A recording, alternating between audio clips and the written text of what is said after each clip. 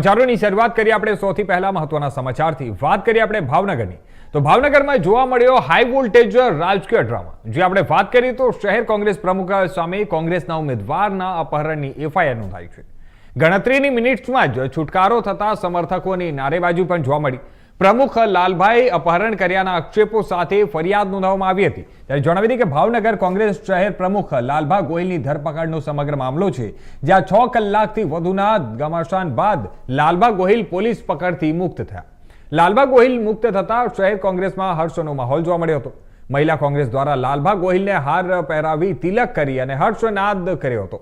મુક્ત થતા લાલભા ગોહિલે કોંગ્રેસના આગેવાનો કાર્યકરો અને સમગ્ર સંગઠનનો આભાર માન્યો સાથે જ 18 વર્ણના જે લોકો અને ત્યાં ક્ષત્રિય સમાજના લોકો સહકાર બદલ આભાર માન્યો ગમે તેટલી એફઆઈઆર કરવા પડે પણ ડરવાની જરૂર નથી અને પૂરતી તાકાત સાથે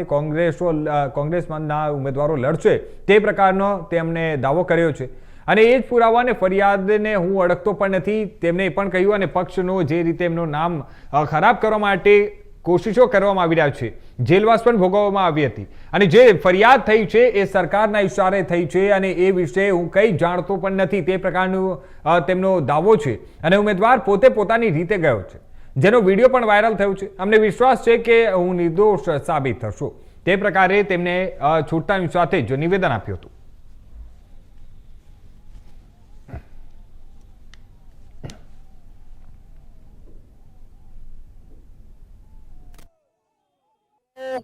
ભાવનગર શહેર કોંગ્રેસની તમામ ટીમ તમામ આગેવાનો તમામ કાર્યકર્તાઓનો આભાર માનીશ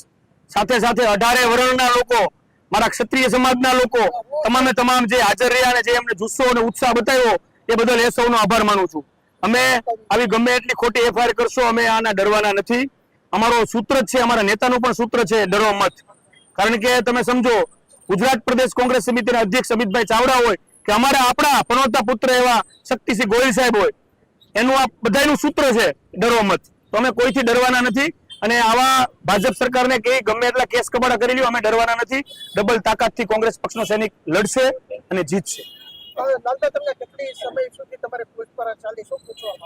પૂછપરછ મારી ચાલી પૂછપરછમાં તો બીજું પૂછવાનું કઈ હતું જ નહીં કારણ કે મેં કીધું હું કઈ છું જ નહીં આ બધા વિડીયો એવા છે વિડીયો જોઈ લ્યો વિડીયો બધા વાયરલ થયા છે પોતે જે કેન્ડિડેટ છે પોતે બોલે છે કે અમે અમારી મરજીથી ગયા છે અને કોઈ ઉમેદવાર એની રીતે જાતા હોય એના માટે શું એફઆઈઆર કરી દેવાની હોય અને હું જે માણસ ફરિયાદી છે એને ઓળખતો પણ નથી એટલે બધી વસ્તુ મને સંપૂર્ણ વિશ્વાસ હતો મેં ત્યાં પણ કહ્યું હતું કે મને ન્યાયતંત્ર ઉપર સંપૂર્ણ ભરોસો છે અને મને ન્યાય મળશે પણ હું આ ભાજપ સરકારના કહેવા માંગુ છું કે અમે ડરવાવાળા નથી અમે જે પક્ષના સૈનિક છે ને એ પક્ષે દેશની આઝાદી અપાવવા માટે પણ આંદોલન કર્યા હતા અને એમાં પણ જેલવાસ ભોગવ્યો હતો તો અમે કોઈ પણ બાબતમાં મૂંઝાયા વગર આ વખતેની મહાનગરપાલિકામાં કોંગ્રેસ પક્ષની સત્તા લાવીને બતાવશું આ સરકારના ઈશારે ફરિયાદ થઈ હોય ને અને જે ફરિયાદ થઈ છે એ વિશે હું પોતે પણ કઈ જાણતો નથી તે પોતે પણ ઉમેદવાર છે ઉમેદવાર પોતે એની સ્વૈચ્છિક રીતે ગયેલો છે એનો પણ વિડીયો આવેલો છે એટલે આ બધી વસ્તુ જૂઠી છે અને એ ન્યાયિક લેવલે આગળ જશે અને એમાં સંપૂર્ણ ભરોસો છે એમાં અમે નિર્દોષ મારા ઉપર એફઆઈઆર કરવામાં આવી જે એફઆઈઆર વિશે કોઈ વસ્તુ જાણતો મને સામેવાળો વ્યક્તિ કોણ ફરિયાદી છે મને ખુદને ખબર નથી અને અમારા જે ઉમેદવારો એ સ્વતંત્ર રીતે એને ભારતીય જનતા પાર્ટીના નેતાઓ દ્વારા ડર લાગતો એટલે એની રીતે બહાર ફરવા ગયા હોય એના વિડીયો પણ પ્રેસે પણ એને કરી અમારા જે પણ એ કેન્ડિડેટો હતા એને અને વ્યક્તિગત મારી પાસે એવો કોઈનો નંબર પણ નથી કારણ કે એ તો બધું અમારા નીચલા જે બધા કોંગ્રેસ પાર્ટીના લોકો હોય બધું જોતા હોય છે બધાના નંબરની કોન્ટેક્ટ હું તો કોઈ સાથે વાત પણ નથી કરતો મારા ઉપર એફઆઈઆર કરી સીધા મારી ધરપકડ કરી પણ મેં આપને કહ્યું હતું એમ મને ચોક્કસ ન્યાયતંત્ર ઉપર વિશ્વાસ છે અને અત્યારે મને એક પ્રોસેસ નોટિસની આપીને પૂરી કરી છે કારણ કે તપાસમાં આમાં કાંઈ મળવાનું જ નથી કોઈ પણ વસ્તુ એ પણ હકીકત છે કારણ કે જે પણ અમારા કેન્ડિડેટો હતા એ લોકોએ તો ઓલરેડી પહેલાં જ મારી ધરપકડને 1 કલાક પહેલાં જ પ્રેસ કોન્ફરન્સ કરેલી હતી કે ભાઈ અમે અમારી રીતે સ્વૈચ્છિક રીતે આવેલા છીએ આમાં બીજું આમાં મારો કોઈ રોલ નથી પણ એક કોંગ્રેસ પક્ષને ડેમેજ કરવાનું જે આ લોકો કાવતરું કરી રહ્યા છે એમાં સફળતા ન મળે કારણ કે ન્યાયતંત્ર ઉપર હજી સંપૂર્ણ વિશ્વાસ છે જે ભાવનગર શહેર કોંગ્રેસ સમિતિના પ્રમુખ ભાઈ શ્રી લાલભા જે એક મજબૂતીથી લોકસેવાનું કામ કરી રહ્યા છે એને પોલીસ અત્યારે જાણકારી મળી છે કે ઉઠાવીને લઈ ગઈ છે. શું કારણ છે? કોઈ બાબત નહીં. જે ભારતીય જનતા પાર્ટી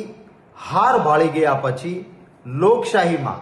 જે માન્ય નથી, જેવા હાથગંડા કરી ન શકાય એવા હાથગંડા કરીને ઉમેદવારોના ફોર્મ પાછા ખેંચાવવા માટે આકાશ પાતાળ એક કરવા માટે ભાવનગરમાં મથતા હતા. કારણ કે ભાઈ મુક્ત ભ્રષ્ટાચાર કર્યો છે. એક અસંતોષ ભારતીય જનતા પાર્ટીના કાર્યકર્તાઓમાં પણ છે અને લોકોમાં એક આક્રોશ છે. ત્યારે ન્યાયિક રીતે ચૂંટણી ન થાય એ માટે જે દબાણો, ધમકીઓ અને હલકી રાજનીતિ ચાલતી હતી, ત્યારે ઉમેદવારોએ પોતાની સ્વેચ્છાએ ફોર્મ પાછું ખેંચાય નહીં ત્યાં સુધી બહાર જવાનું નક્કી કર્યું. આ ઉમેદવારોએ આજે બહાર ગયા પછી અમરેલીમાં પ્રેસ કોન્ફરન્સ કરી અને પ્રેસના મિત્રો સામે ખુલ્લા દિલે કોંગ્રેસ પક્ષના ઉમેદવારોએ કહ્યું કે અમે લોકશાહી બચાવવા માટે સ્વેચ્છાએ પોતાની રીતે માત્ર ને માત્ર ઉમેદવાર કોંગ્રેસના છીએ, ત્યારે ઉમેદવારી પાછું ખેંચાવવા માટે કોઈ ત્રાસ ના આપે એટલે મેં બહાર આવ્યા છીએ એમ કહ્યું. આમ છતાં એવો આક્ષેપ કે ભાવનગર શહેર કોંગ્રેસ સમિતિના પ્રમુખ અપહરણ કરી ગયા છે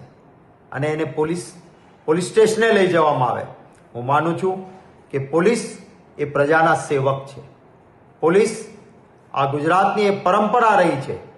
કે ક્યારેય પણ કાયદાથી વિરુદ્ધનું કૃત્ય પોલીસ કરતી નથી. ત્યારે હું અપેક્ષા રાખું છું કે પોલીસ તંત્ર એ ભારતીય જનતા પાર્ટીના નેતાઓનો હાથો ન બને અને શહેર કોંગ્રેસ સમિતિના પ્રમુખને જે રીતે પોલીસ સ્ટેશન લઈ જવામાં આવ્યા છે, આ વાત કોઈ રીતે ચાલી ન શકે. ભૂતકાળમાં પણ કેટલાક લોકોએ ભાજપના ઈશારે પોલીસ અધિકારીઓએ અપકૃત્યો કર્યા હતા અને એમની ખરાબ હાલત થઈ હતી. હું આશા રાખું છું કે પોલીસ એ નિષ્પક્ષ રીતે તટસ્થતાથી ચૂંટણી યોજાય એમાં કામ કરશે. લોકશાહીમાં ચૂંટણી એ પવિત્ર પર્વ છે. જેમ ધર્મશાસ્ત્રમાં આપણે યજ્ઞ યોજીએ તો એમાં આહુતિ આપી શકાય, એમાં એ હવનમાં હાડકા ન નાખી શકાય. એમ ચૂંટણીઓમાં ખેલદિલીથી ચૂંટણી લડવાની હોય. લોકો ઈચ્છે એને મત આપે ને ચૂંટાય અને સેવા કરે. પરંતુ ભારતીય જનતા પાર્ટીને તો ધન સંગ્રહ કરવા માટે, લૂંટ ચલાવવા માટે